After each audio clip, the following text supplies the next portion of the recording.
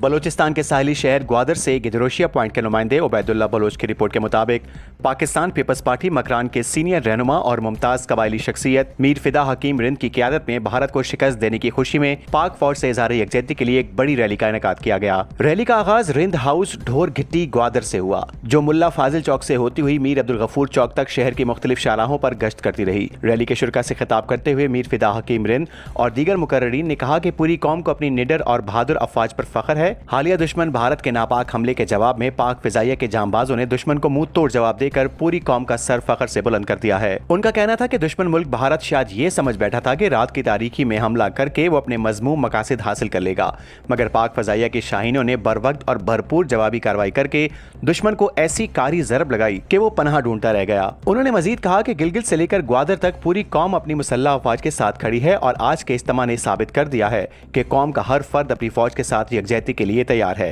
Rally के शुरका ने हाथों में ऐसे प्ले कार्ड्स थे जिन पर पाक फौज और पाकिस्तान के हक में नारे दर्ज थे, जो इनके जज्बा हुब्बुल वतनी की अक्कासी कर रहे थे।